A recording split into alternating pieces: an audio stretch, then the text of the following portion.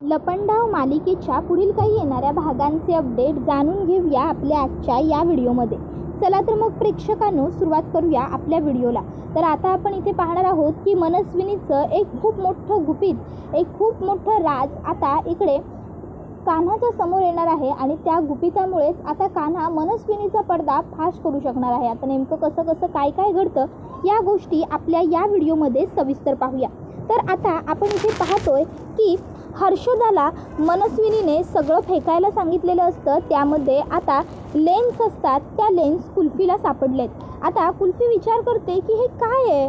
कुल्फी ते उघडून बघते पण तरीही तिला काय आहे ते कळत नाही.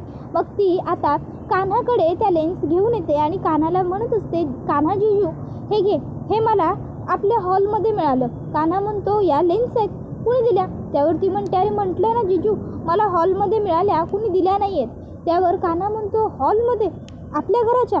त्यावर कुल्फी सांगते हो. त्यावर कान्हा आता विचार करू लागतो की आपल्या घराच्या हॉलमध्ये या लेन्स आल्या कुठून. याचा अर्थ नक्कीच घरामध्ये कोणीतरी लेन्स वापरतं. पण घरात कोण लेन्स वापरतं? इतक्यात कुल्फी कान्हाला म्हणते, कान्हा जीजू तू मला प्लेट आणून देणार होतास ना कलरिंगचं, त्याचं काय झालं?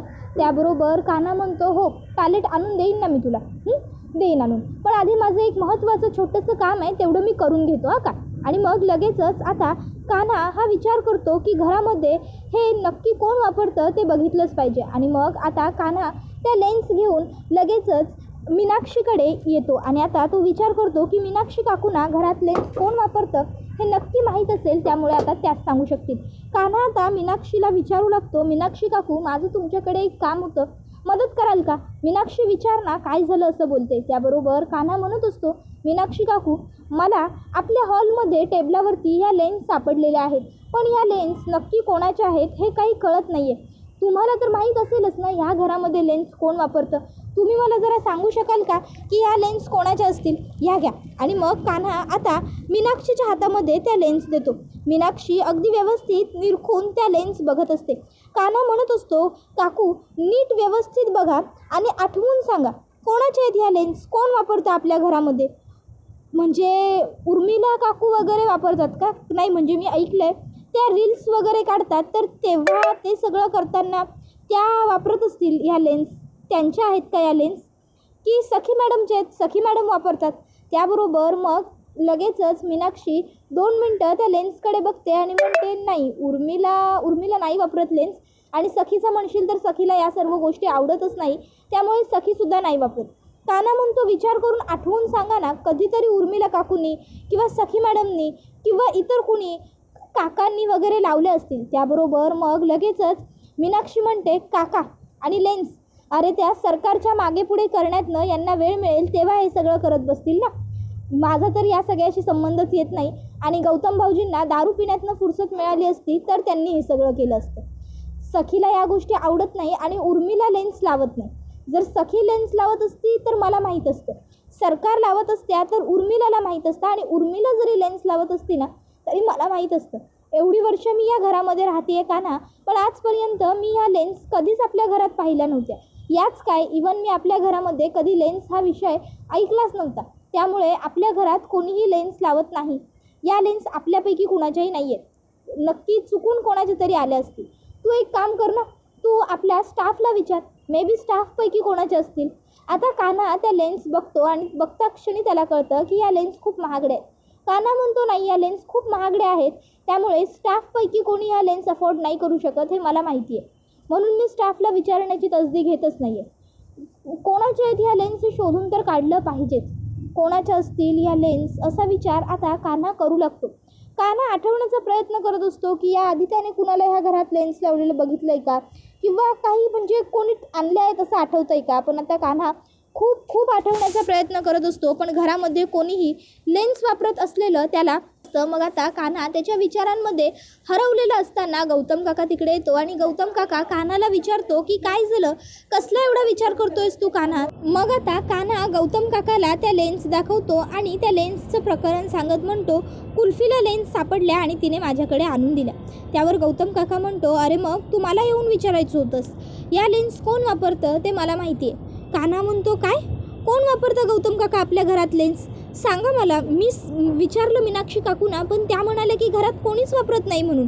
त्यावर कान्हाला लगेचच गौतम काका म्हणतो, नाही, मीनाक्षी वहिनी म्हणाली ते बरोबरच होतं. या घरात लेन्स सरकार वापरते, त्यामुळे कोणालाही ही गोष्ट माहीत नव्हती. पण मी एकदा लपून गपचूप बघितलं होतं आणि तेव्हा मला ही गोष्ट कळाली होती की घरात लेन्स ती वापरते. ह्या लेन्स मी तिच्या ड्रॉवरमध्ये बघितल्या होत्या. त्याबरोबर हे ऐकल्यावर कान्हा म्हणतो, काय, सरकार लेन्स वापरतात? बापरे, नाही, या सगळ्यामागे खूप मोठं काहीतरी गुपित दडलेलं आहे. सरकार लेन्स वापरतात ही गोष्ट जितकी दिसायला साधी आणि सोपी आहे तितकी सोपी नाही आहे. नक्कीच काहीतरी गडबड आहे. काहीतरी महाभारत घडणार, काहीतरी रामायण होणार. आता नेमकं काय घडतं हे बघूया.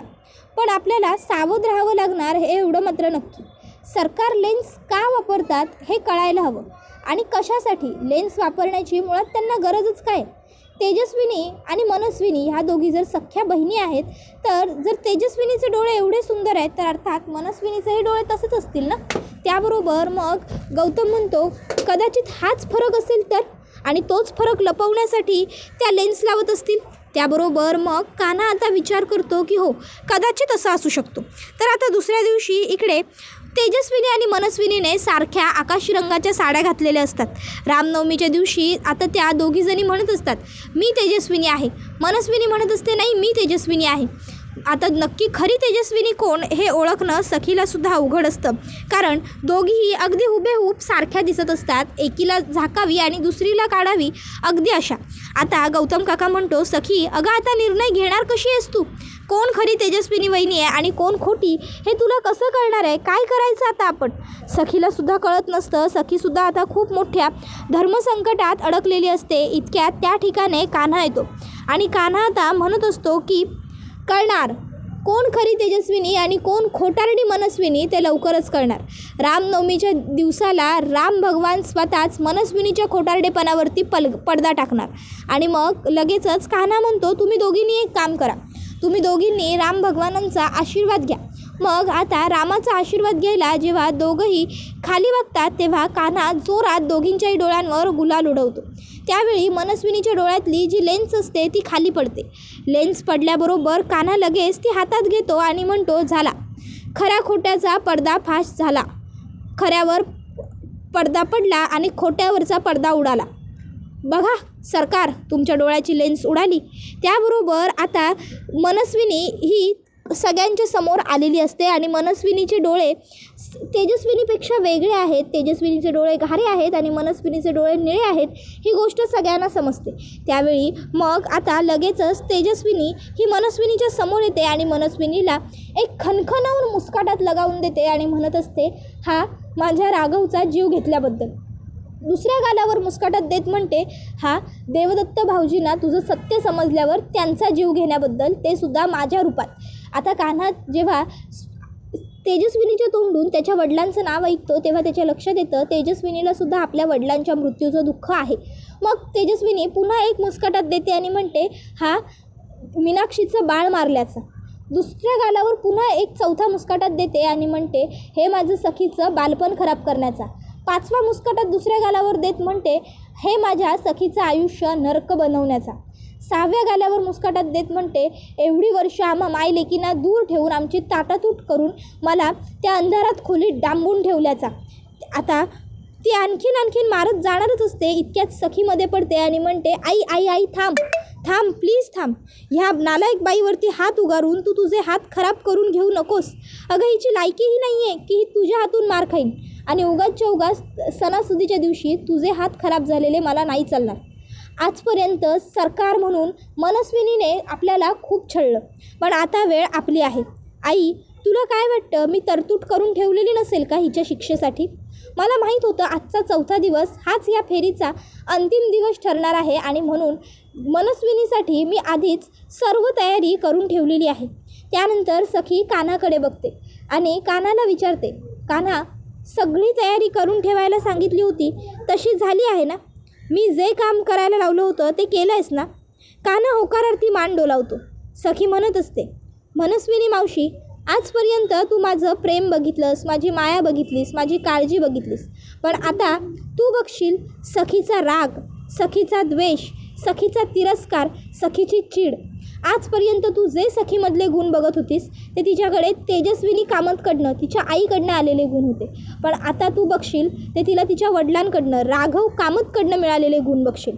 नाही जर आता तुला आयुष्यभरासाठी जन्माची अद्दल घडवली ना, माझ्या आईच्या डोळ्यातल्या एकेका अश्रूचा बदला घेतला ना, घरातल्यांना दिलेल्या एकेका त्रासाची तुझ्याकडनं वसुली करून घेतली ना, तर माझंसुद्धा नाव सखी राघव कामत नाही. लक्षात ठेव. इतक्यात आता त्या ठिकाणी पोलीस येतात. पोलीस आल्यावर लगेचच सखी पोलिसांना म्हणते, इन्स्पेक्टर साहेब घेऊन जा या खोटारड्या मनस्विनीला. आता सरकारला बघून पोलीससुद्धा जरा बाचकळतात. त्यावर सखी म्हणत असते, इन्स्पेक्टर साहेब काळजी करू नका, काहीही करू शकणार नाही आहे ही तुम्हाला. ही एक पंख छाटून टाकलेली घार आहे. त्याबरोबर कान्हा म्हणत असतो, इन्स्पेक्टर साहेब खरी तेजस्विनी कामत ही नाही तर तुमच्यासमोर जी उभी आहे ती आहे. ही खोटारडी तेजस्विनी कामतांचं रूप घेऊन एवढी वर्ष या घरात राहिली आणि हिने सगळ्यांची फसवणूक केली आहे. त्यामुळे हिला जास्तीत जास्त शिक्षा होईल आणि कायद्याच्या बंधनात ही अडकून जाईल याची लवकरात लवकर तरतूद करा. पुढे जे काही लीगल प्रोसिजर असेल यांना शिक्षा मिळवून देण्यासाठी ते सगळं तर आम्ही करूच. त्याबरोबर लगेचच इन्स्पेक्टर साहेब सरकारला अटक करतात आणि आता तिकडनं घेऊन जातात. त्याबरोबर आता कान्हा म्हणत असतो, सखी मॅडम आजपासून तुम्हाला तुमची खरी आई मिळाली. आपल्या साखरपुड्याच्या दिवशी मी तुम्हाला म्हणालो होतो, तुम्हाला तुमच्या खऱ्या आईचं प्रेम नक्की मिळेल, साईबाबांची शपथ. आणि बघा आज मी तुम्हाला तुमच्या खऱ्या आईचं प्रेम मिळवून दिलं आहे. त्याबरोबर हा व्हिडिओ इथेच संपतो. व्हिडिओ आवडला असेल तर व्हिडिओला लाईक करा, चॅनलवर नवीन असाल तर चॅनलला सबस्क्राईब करा आणि बेल आयकॉन आठवणीने प्रेस करा, जेणेकरून तुम्हाला पुढच्या प्रत्येक व्हिडिओचं नोटिफिकेशन मिळत जाईल आणि सर्व व्हिडिओंचा आनंद हा अगदी उत्तम पद्धतीने घेता येईल. चला तर मग प्रेक्षकांनो आजच्या पुरतं इथेच थांबूया. पुढचा व्हिडिओ येईपर्यंत या व्हिडिओचा छान पद्धतीने आनंद घेत राहा. तुम्हाला लपंडाव ही मालिका कशी वाटते हे आम्हाला कमेंटमध्ये सांगायला विसरू नका. टाटा बाय बाय, धन्यवाद, take care all of you. आता मनस्विनी या सगळ्यातनं स्वतःची सुटका नक्की कशी करून घेणार हे जाणून घेण्यासाठी चॅनलला सबस्क्राईब करून बेल आयकॉन आठवणीने प्रेस करून ठेवा. धन्यवाद.